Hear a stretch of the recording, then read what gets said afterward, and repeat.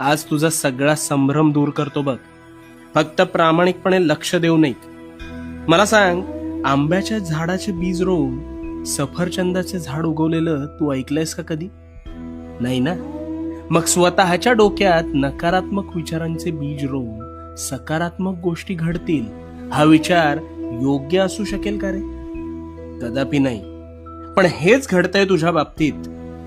तू एखाद्या गोष्टीचा आरंभ संकल्प करून मोठ्या दिमाखात करतोस, पण काहीच दिवसात अपेक्षित यश मिळत नाही, म्हणून नकारात्मक विचारांचं तोरण आधीच मनात बांधायला सुरू करतोस. आणि मग गोष्टी मनासारख्या होत नाहीत, म्हणून कायम रडत बसतोस.